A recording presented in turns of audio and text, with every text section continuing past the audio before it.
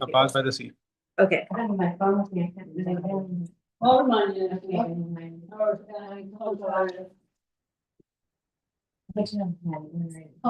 Which chapter is this?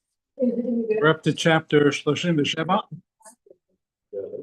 Workshop live.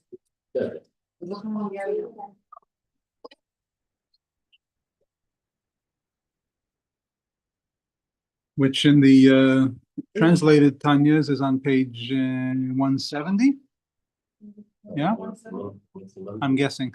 No, the page is 168. 168. Okay. Oh, there's that. Okay, so then we just share it. Did you already share it or do you want me to? We're in chapter 37. Okay.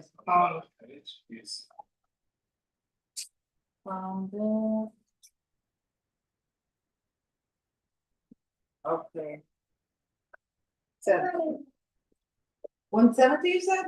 168. 168. Okay, so in chapter 36 and the prior, the Alter Rebbe was asking the question of what's the point of the existence of the Beinoni? If the Beinoni is the person who will never completely get rid of the animal instinct, will never completely get rid of the nefesh habehamit, Yetzer Hara, and therefore will struggle with the awareness of unholiness throughout his entire life or her entire life, then what's the point? Right? He's going to struggle and struggle and struggle to never succeed, assuming that success means getting rid of the Yetzer Hara, then what's the point? So the answer is the point is not to get rid of the Yetzer Hara, because there's also that incredible pleasure that God gets from subduing the unholiness and having godliness or goodness, holiness, win the fight. But the Alter Rebbe asks another question. What's the point of the two souls being intertwined? Remember at the beginning of Tanya when he was explaining to us how the two souls work. The Alter Rebbe explained that the animal soul is the first soul in the human as the child develops, and then by the time the bar mitzvah or bat mitzvah comes around, that's when the godly soul completes its entry or development in the person. But that development happens within the animal soul, because the animal soul is the natural soul. The animal soul is the animative soul, the soul that makes the human being function. So the godly soul exists within the animal soul and within the body. That seems to suggest that the point of the godly soul is not only to win the fight and have the mitzvah get done, but also to make some kind of a change in the animal soul itself. And if we're saying that the success is only going to be that it wins the fight every time there's an argument over whether to do a mitzvah or not, then what's the point of being invested in the animal soul like that? What's the point of being invested in the unholiness if you're not going to convert the unholiness into holiness? And the answer is you do. You do have an effect on the unholiness and every time it's subdued. Because the bottom line of this whole life is converting the physical world into a dwelling place for God. That was the punchline of chapter 36. That what we're trying to do is not do mitzvahs in a spiritual environment like angels, that just sing praise to God. We're trying to make a very unholy and very ungodly physical world into a godly place. That's the plan. And that will be accomplished when Mashiach, that will be, the final, the success of that will be recognized, will be realized when Mashiach comes, when we'll see how we successfully made the physical world into a holy place, and especially when at the later stage of the Mashiach times, when we'll have the resurrection of the dead, meaning all of the physical human people, all of the bodies, the humans that did all the mitzvahs throughout all those generations of exile will be back here to enjoy the fruits of their labor. Now, the Alter Rebbe is going to add another detail in chapter 37, which is, don't make the mistake of thinking that we do all this work now throughout the times of Gullus, so throughout the times of exile and strife and suffering. And then when Mashiach comes, we'll finish the job. We'll make the world holy. That's not how it works. The way it works is that the success that we will see when Mashiach comes is the success that we've created throughout the time that we were in Gullus. In other words, the mitzvahs that we do today. That's where he's going in chapter 37. So Vehine, chapter 37, Perek Lamed Zayin. Vehine tachlis hashleimus hazeh shleimus hamashiach b'tchias hamesim. The ultimate success, the ultimate fulfillment and completion, which will happen in the times of Mashiach, and when we have the resurrection of the dead, shehu gilui boilam hazeh hagashmi. You got those Roshei Tevot? Which is the revelation of the infinite light of God in this physical world. Huh? Ein Sof, or Ein Sof Baruch Hu be'olam hazeh. Gotta get familiar with all the acronyms. So the ultimate fulfillment, the ultimate completion of this making the world into a godly place, which is the revelation of God's infinite light in this physical world, specifically the physical world, is tolui. It's dependent on our deeds and our service of God throughout the entire duration of the exile. In other words, while we are in exile, while we are in Golus, the last 2,000 years, every mitzvah that we do is actually causing that change that will be completed when Mashiach comes, or that will be completed in the coming of Mashiach. The coming of Mashiach will be the result of all of these things that we've done, but the point is we're doing them now.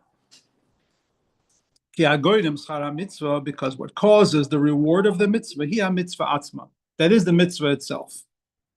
What's the reward of the mitzvah? We just said the reward of the mitzvah, the purpose of the mitzvah is to reveal godliness in this physical world. What reveals godliness in this physical world? As we said in the last few chapters, it's the act of the physical mitzvah. So it's the actual act of the mitzvah that makes the effect that we're hoping to realize with the coming of Mashiach. So what makes Mashiach happen? The revelation of the infinite light of God in this world. What causes the infinite light of God to be revealed in this world? The mitzvahs that we do while we're working on this project of bringing Mashiach. And that includes, by the way, the mitzvahs that are by rote, the mitzvahs that we do because that's just what we do. We give charity, we see somebody hungry, we give them food, we talk respectfully to our parents, the mitzvahs that we do naturally, and also the mitzvahs that we struggle with. And that's why he has two expressions, ma'asenu va'avoidasenu, our actions and our toil, our service, our work. In other words, the things that come naturally, we just do them, and then also the things that we have to work hard at. Those are the things that bring Mashiach, not just the stuff that happens by accident, not just the stuff that happens by rote or automatically, and not only the stuff that we work hard at, both the stuff that is natural to us and the things that take a lot of effort, the combination of those two bring Mashiach, bring this revelation of the divine light, of the infinite light of Hashem in this world. Why? Because by doing those mitzvahs, by doing the act of the mitzvah, the person brings that revelation of God's light from above to below, to be enclosed in the physicality, in the actual material existence of this world, into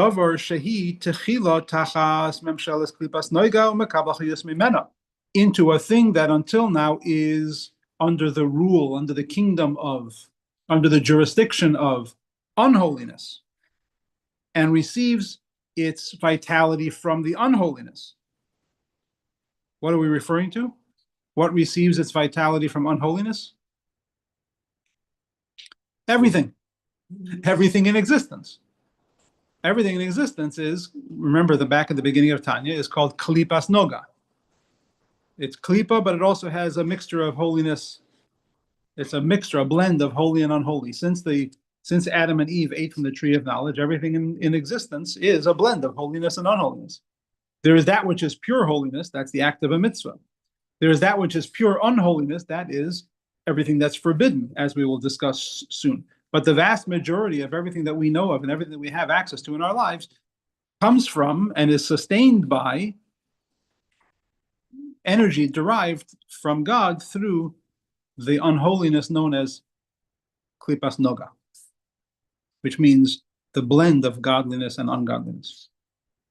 So what is it that is under the rule, under the jurisdiction of klipas noga?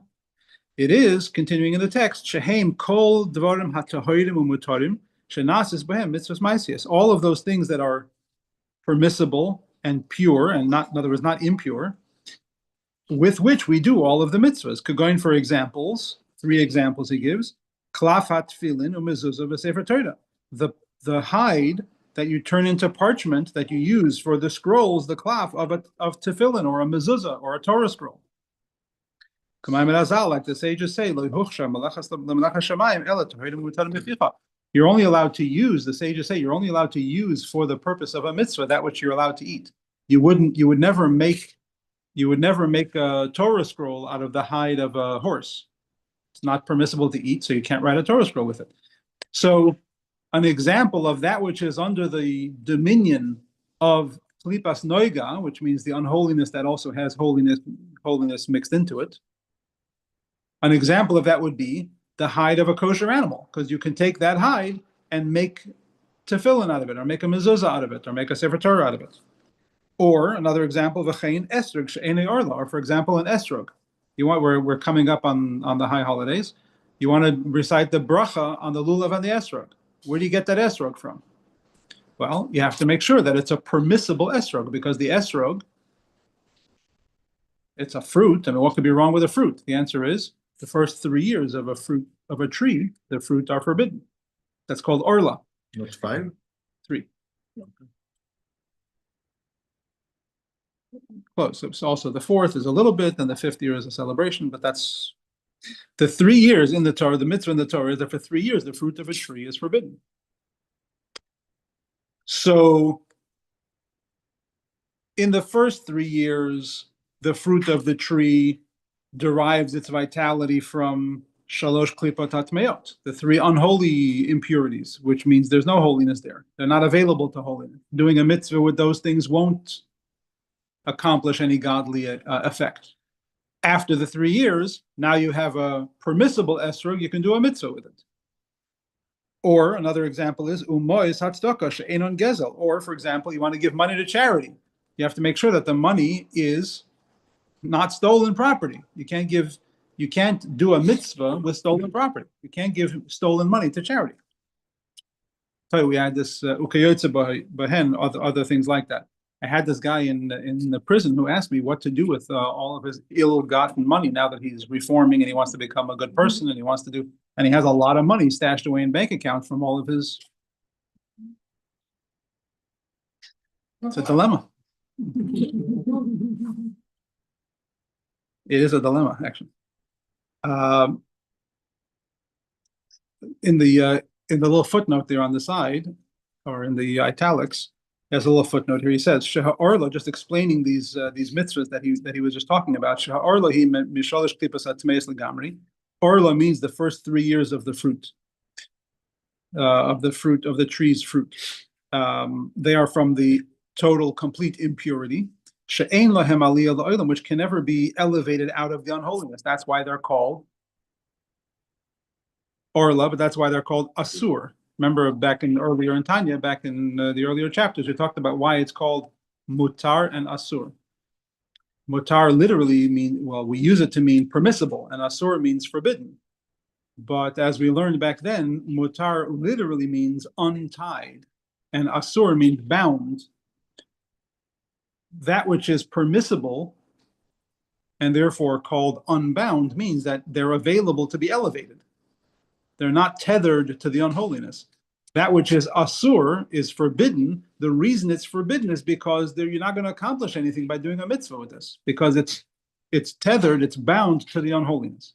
So when we say that something is permissible or impermissible, permissible or forbidden, it's not just, random laws where God wants you to do this, but doesn't want you to do that. It's because, very specifically, because there are things that are available to spiritual elevation, and then there are things that are not available to spiritual elevation through the act of a mitzvah. So there's no point in doing a mitzvah, or, for example, eating something that is completely unavailable to you spiritually, because you're wasting your time. You're not going to make any change in God's world. And you don't want to do anything that doesn't make some positive change in God's world. So why would you sit down to dinner and eat something that isn't going to be elevated into holiness? That's why we eat only kosher food, because if you're eating something that's not kosher, it is asur, meaning it's tethered, it's stuck in the unholiness, and you can't do anything about that. So you're taking into yourself food that is stuck in unholiness. Whereas if you eat permissible food, like, for example, fruit of the tree's fourth year after the third year, the fifth year, sixth year, now you're eating food that is available to elevation. And we'll talk in a minute about how that gets elevated. Well, I think you've answered it, but I was wondering whether it can't be used for sickles, but it could still be used for food. And you're saying that for 3 years, even for food, it's You can't eat it. acceptable. Yeah. Okay. Now, there are other things you can do with non-kosher food. For example, you can have a valve replacement with a pig valve. You just can't eat it. You can't ingest it hoping it'll get to your heart. But there's nothing wrong with having, nothing wrong with playing football with a pigskin. In other words, the rules are what they are. But the point is, it's forbidden to eat non-kosher food. We don't add restrictions to those. But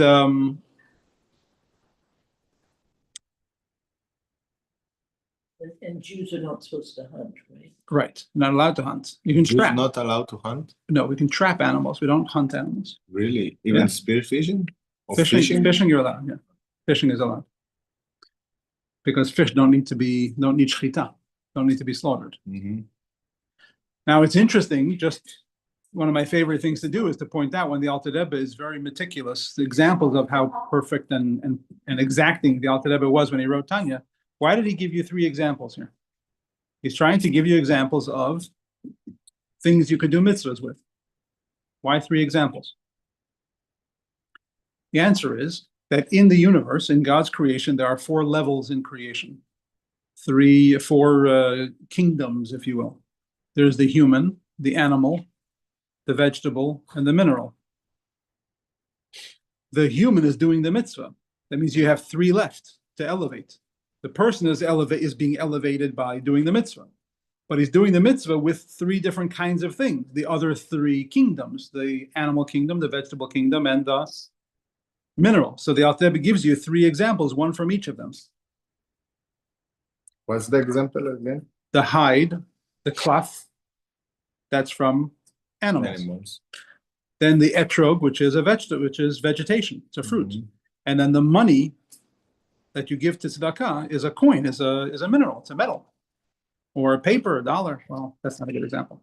Go back to the metal. Coins, gold coins, Well, what's the mitzvah? What's the action?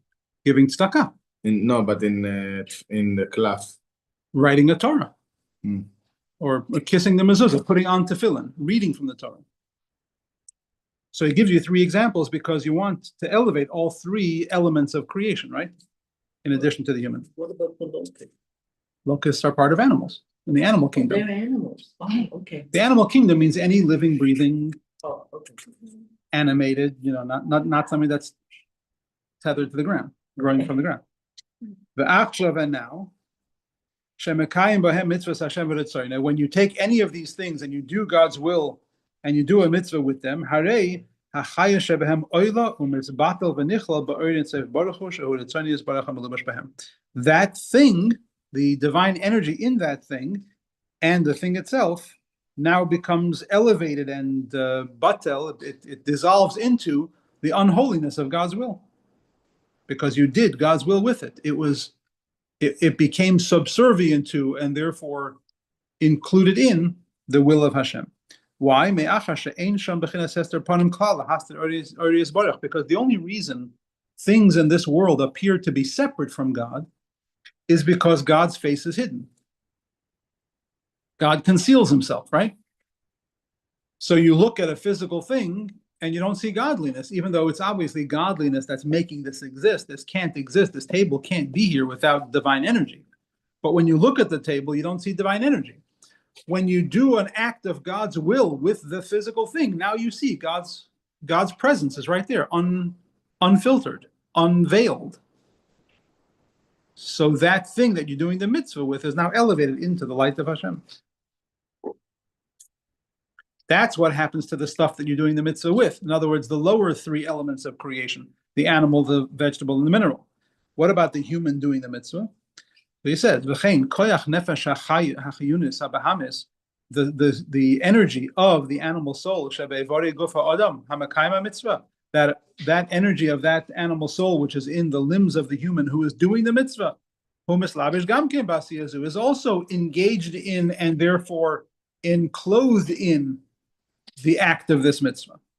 And therefore, it also is it also ascends and is elevated from the unholiness. When it is also included in the holiness of the mitzvah, the sanctity of the mitzvah, which is God's will, and therefore it becomes included in the light of the infinite light of Hashem. You remember, right at the beginning of Tanya, when he introduced to us in chapters 1 and 2 and 3, the workings of the neshama, he said that the animal soul, our animal souls are klipas noga. That mixture of holiness and unholiness. The animal soul is not pure holiness. It's unholiness with some holiness. If you can get your animal soul to engage in the act of a mitzvah, which anytime you do a mitzvah, the animal soul is there because it's what's animating your body. So if you can get your hand to put coins into the tzedakah box, you just got your animal soul to engage in a mitzvah, which means you just took the unholiness that animates you and brought it into holiness. So every time you perform the act of a mitzvah, the unholiness that animates you as a human being, as a physical human being, that unholiness is elevated into holiness. Now, that's the act of a mitzvah, physical act with a physical object. What about mitzvahs that don't have physical objects or physical acts? For example, also the mitzvahs of studying Torah, or reciting the Shema, or prayer, things like that. Although they're not actual physical acts like the others, that would be under the jurisdiction of this unholy klipa. Nevertheless, the Talmud already decided that the hiru lav kedibur dami, that thought is not like speech. In other words, speech is different. You cannot fulfill the mitzvah of Torah study or reciting the Shema or prayer or any other verbal mitzvah with just thinking the words. You have to actually say them. Because as we learned there, using your lips to form words, that's an act. That's a physical act. So when you pray, you need to actually say the words. Say the words. Yeah. Like when you read the book, you can't just read it in your head. Right. Oh. So can you pray silent? You can whisper, but you should use your mouth and your vocal cords and you should be able to hear your own words. I know mitzvahs are with the physical body. Yeah. I never thought that, Yeah. you need to say it. The minimum is you are supposed to be able to hear your own words. It's davening on Saturdays, we say it, right? You say it, yeah. Yeah. So I'm glad that's clear. yeah, so it's interesting when you talk, the way the head is built, you can hear yourself long before anybody else can, no matter how close they're standing. Oh, yeah. Yeah, so you have to be able to hear yourself. Yeah. That's the minimum. But as he's going to say soon, that depends how much oomph you want to put into it. So even in the silent Amida, you get very quiet. Yes. Yeah, the silent Amida means only you can hear it. Yeah. In fact, where do we get the silent Amida from? We get it from Chana, right? The mother of Shmuel the prophet. And the Torah there clearly says in that story of her praying, her lips were moving, but her voice was not heard, meaning by anybody else. That's why the high priest thought she was drunk, because she was standing there mumbling to herself. Yeah, so it's very clear that the words have to be said, but only loud enough for you to hear. You get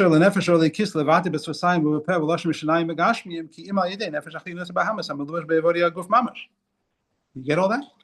The point is, when you speak, when you're saying physical words, you're not just thinking, that has to be coming from the animal soul, because the body can't do anything without the animal soul's engagement. Without the animal soul making the thing happen, the body doesn't do anything. The godly soul cannot make the body move. Only the animal soul does that. So if you want to daven, if you want to pray, or you want to say the Shema, or you want to read words of Torah, if you get your mouth to say the words, every part of your mouth, your lips, your tongue, your vocal cords, the vibration in your throat, that's obviously the animal soul. So you've gotten your animal soul engaged in an act of a mitzvah again. How engaged is it? How much energy of this animal instinct, of this animal soul, is participating in the mitzvah? So he says, however strong, however much energy you're putting into this speech, that's how much energy of the animal soul you're investing in the mitzvah. So if you're talking really, really quietly, and you're just really silent and very still and then you're putting in this much energy. If you're shaking and you're swaying and you're using your voice and you're saying it in a tune, and then you're putting in a lot more of the animal soul's energy. It's only the Amida that you're supposed to say completely silently, by the way. The rest of the daven you can say out loud. So the more you're wild and dancing, the more. You should see some of the shuls that you go into in the various communities.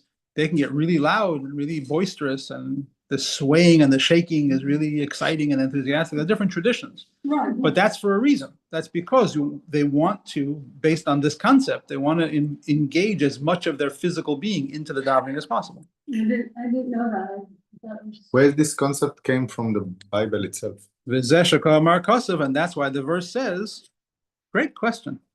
Kol atzmotai tomarna. All of my In what? bones. It says what's the pasuk? What From Tehillim. Tehillim. Tehillim Lamed Hey, pasuk Yud. Kol atzmotai tomarna. All of it. King David says, all of my limbs express your praise. All my bones. They say, God, who is like you? Hashem mi chamocha. And based on that, the sages say in the Talmud, if the prayer is it permeates all of your 248 limbs, mishtameres, then it will remain. Your Torah study, I think, is referring to. If when you study Torah, it permeates all 248 of your limbs, then it is preserved in you. And if not, it's forgotten. The Torah goes away. Why would the Torah go away just because you're not putting enough energy into it? Again? What was it? If you put a lot of energy into the Torah study, then this is the energy of the animal soul that is being elevated into holiness. And the Talmud says that if you put enough energy to where all of your limbs are invested in the Torah study, then the Torah study will not be forgotten. What's the connection? What's the connection between how much energy you're putting into the Torah study and whether you can remember it or not? So he says something very fascinating. This is very fascinating here. He says,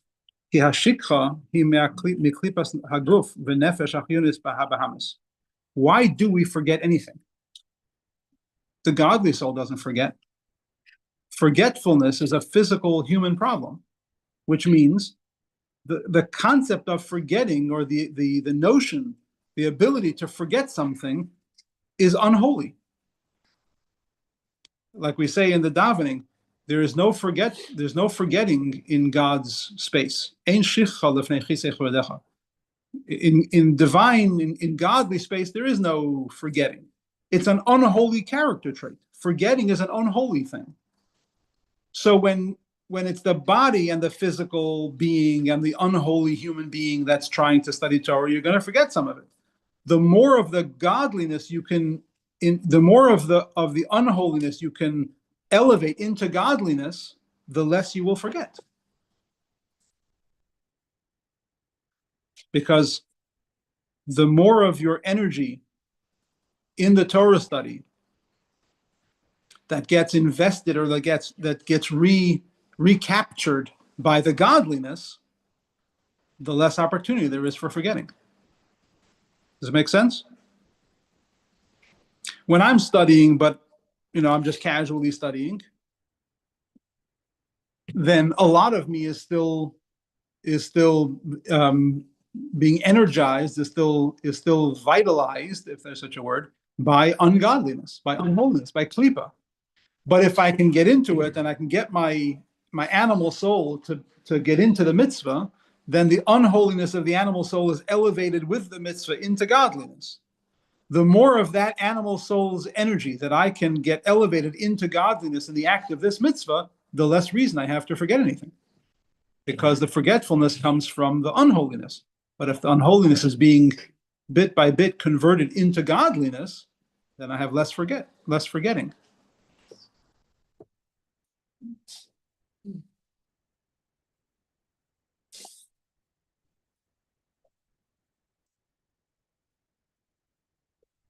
So again, the forgetting, it's from the unholiness of the body and the animal soul, they come from the klipa, which sometimes that klipa can be included in holiness. When is that? When you weaken the strength of the animal instinct or the unholiness, and you bring that energy into the Torah or the prayer. It's like the muscle memory of the soul. Like the more we do it, the more your soul remembers it. So that's true also, but he's saying something different. He's not saying how many times you do it. Here he's saying how much effort you put into it, how much energy you invest in it, even in just one time. Yeah. If you invest a lot of energy into it and you bring your animal instinct with you into the holiness of the mitzvah, then in that moment, the unholiness of the animal soul itself becomes holy. And if the energy that you're doing the mitzvah with, if you're doing the Torah study and the prayer with holy energy, there's no forgetting there. Anytime you forget, it's because that was the unholiness participating in the mitzvah.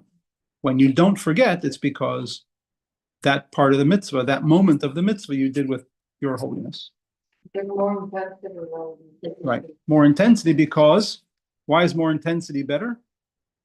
Because the more intensity you have in the mitzvah, the more of that energy of the unholiness is being recaptured into holiness.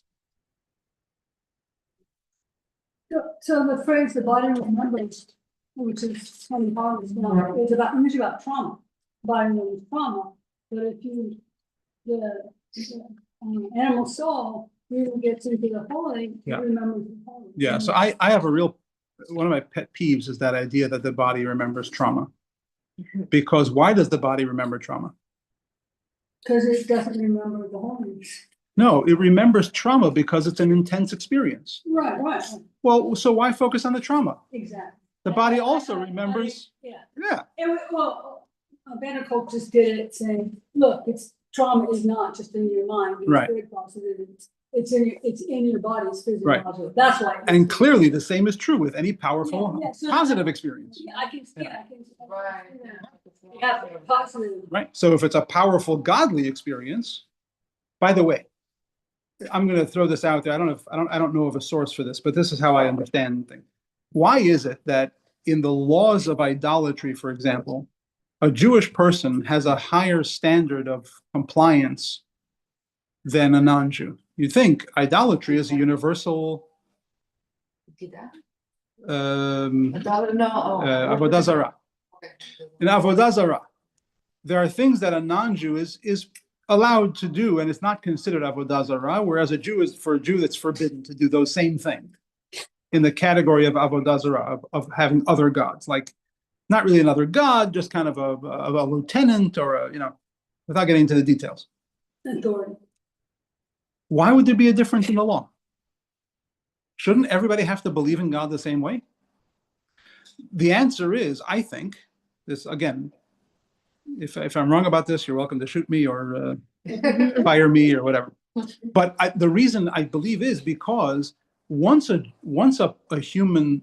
soul experiences the revelation of God himself at Mount Sinai, you have no excuse anymore for needing any kind of intermediary or any kind of substitute or any kind of closer target or anything.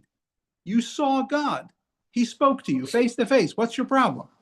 So because every Jewish soul was at Mount Sinai, every Jew is expected to live up to a higher standard. Why? Because the godly experience was so powerful that it's imprinted on our souls, which goes back to what we were talking about earlier in Tanya, about how even the most uninitiated Jew would be willing to give up their lives to not violate the oneness of God. It's because we have that, muscle memory, we have that soul memory of an extraordinarily powerful experience. Yeah, the soul memory, which is just too powerful to ever forget. So can I tell a little anecdote about my dad? He was in sales, and I go, Dad, why don't you go to work? When I was, in grammar school, why don't you go to work like all the other dads, 9 to 5? He says, what? And have someone tell me what to do? Forget it. So be careful. Yeah. Yeah, yeah.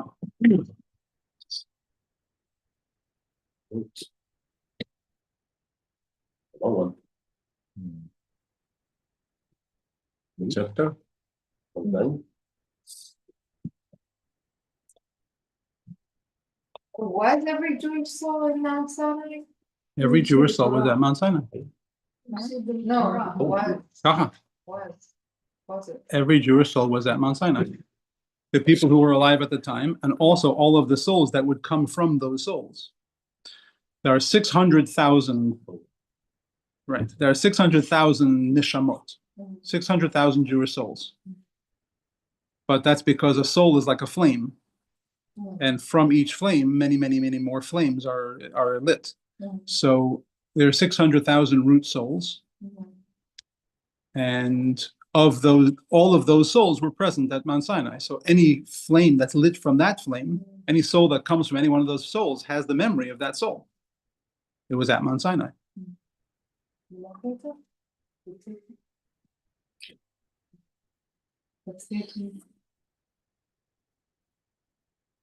Actually, it says that there are 600,000 letters in the Torah, which isn't accurate. It's 600,000, including all of the tagin, all of the little crowns, and all of the 600,000. Each Jewish soul is represented in the Torah, but the number is 600,000.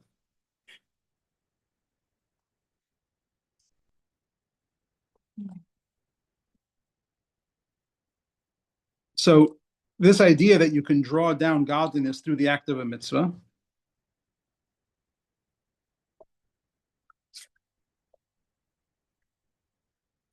not only say you're using money to give to tzedakah, so now you're elevating a part of the mineral kingdom, right? Inanimate, not really inanimate, it's the mineral kingdom.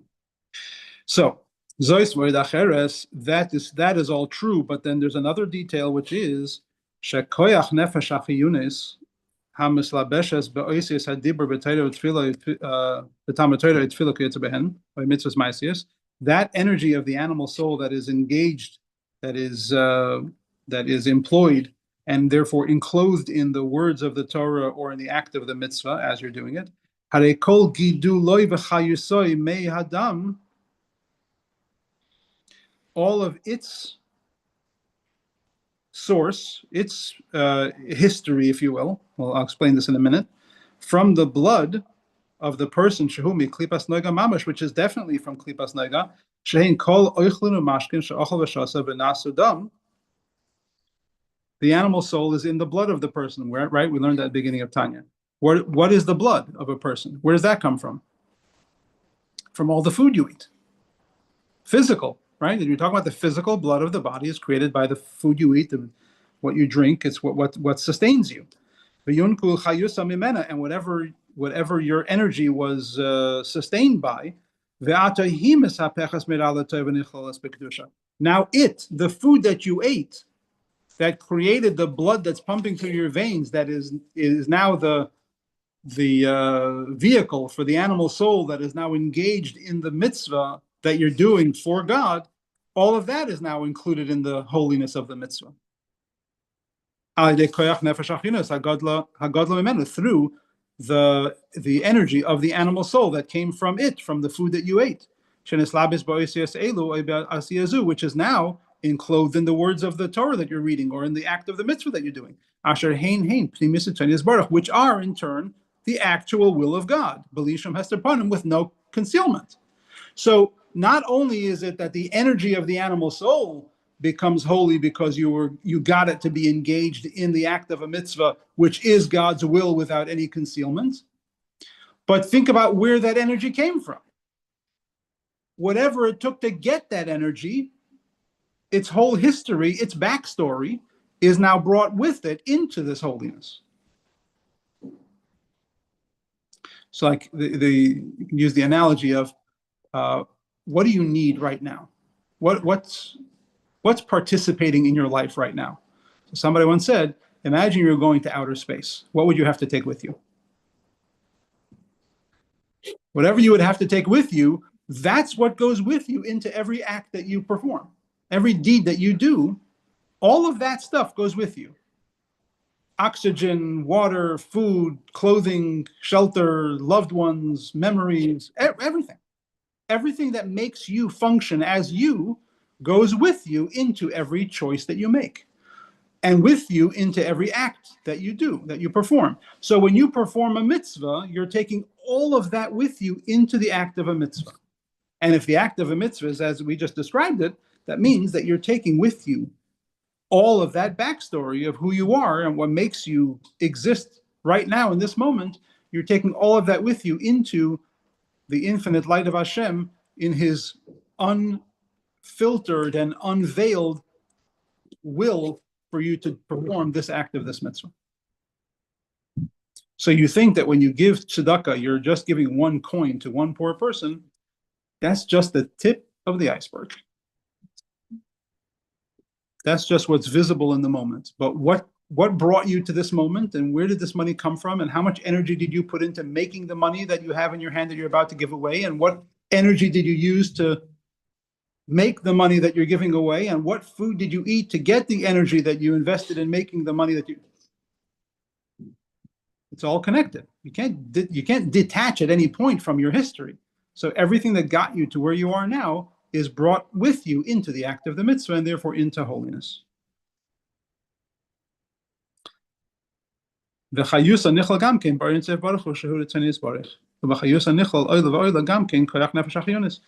All of this gets included in the energy that is taken into the holiness of the mitzvah.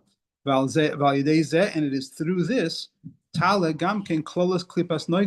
that's how the rest of the whole realm of this klipa, this unholiness called klipas noiga, which basically is the physical world. The entire physical world is a manifestation of this unholiness. When Mashiach comes, it'll be every godly soul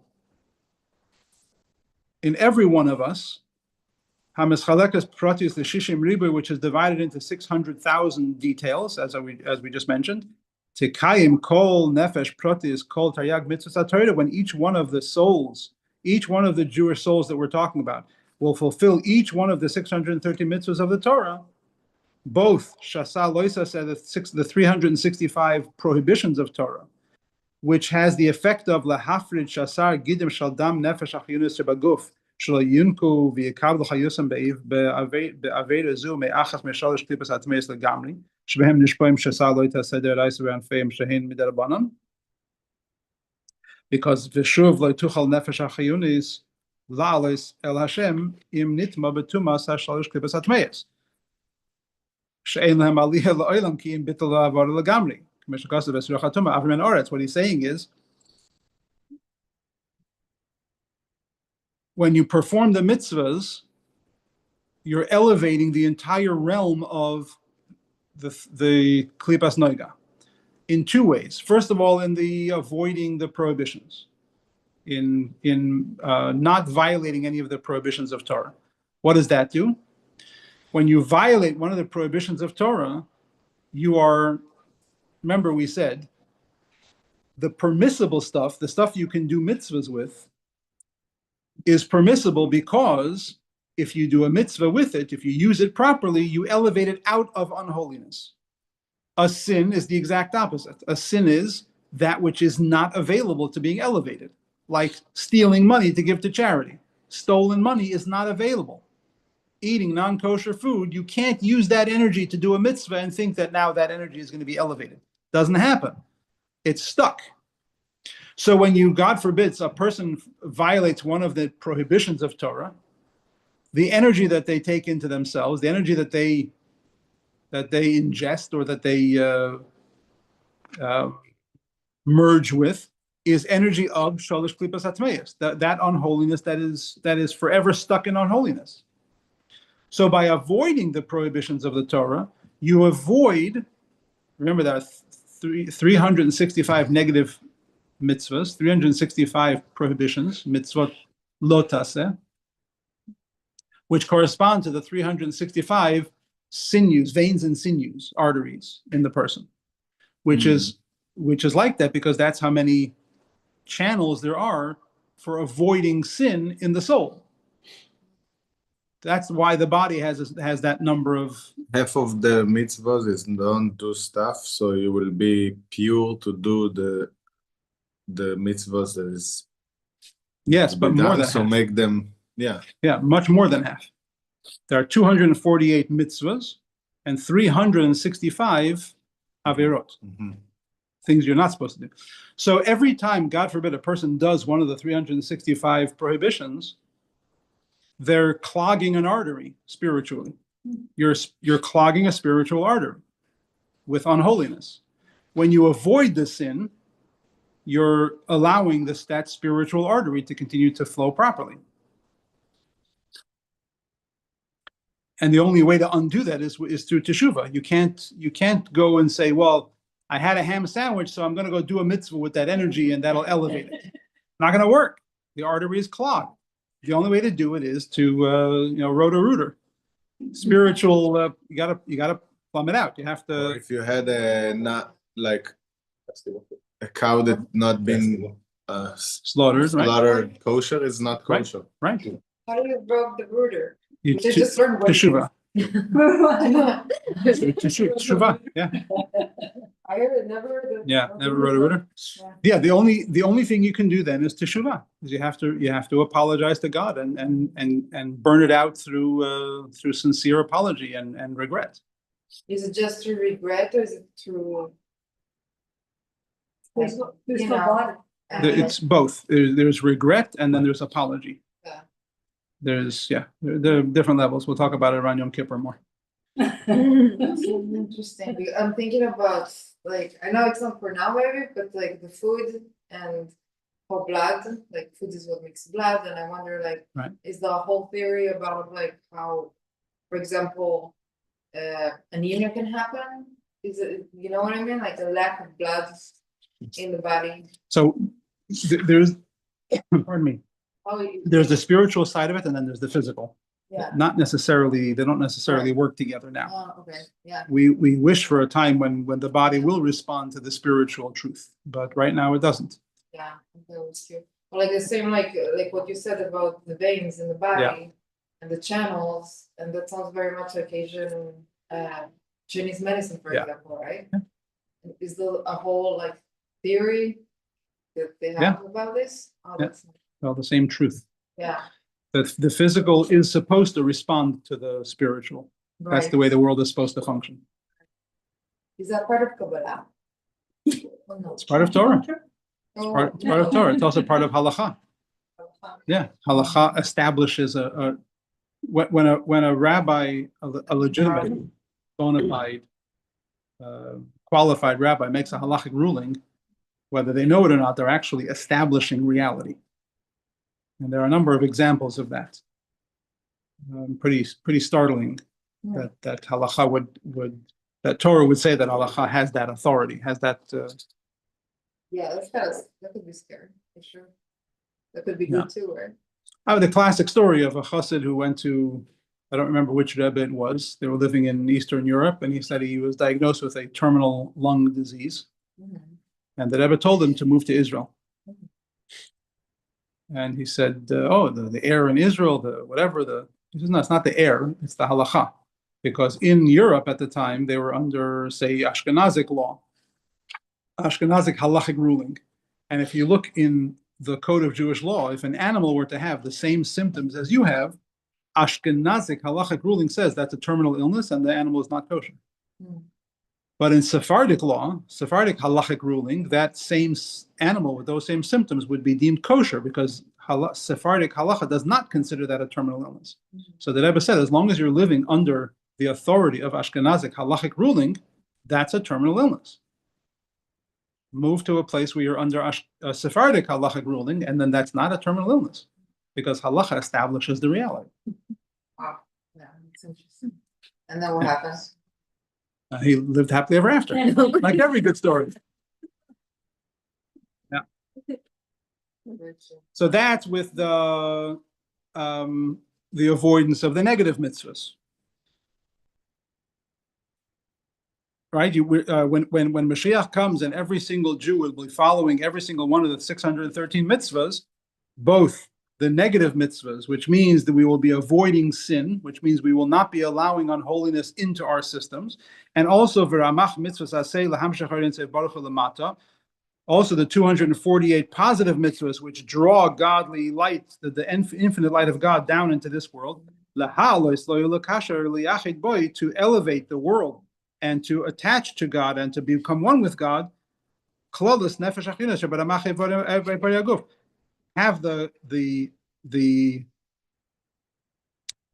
animal soul and all of its 248 limbs merge with godliness, with a genuine, true oneness, to become totally one, just like we learned that God desired to have a dwelling place in the physical world. How do you have that? When when the world itself, the animal soul and all of its 248 limbs, and by extension the human being and all of its 248 limbs, become a chariot to God, meaning that they are constantly devoted to God's will and nothing else.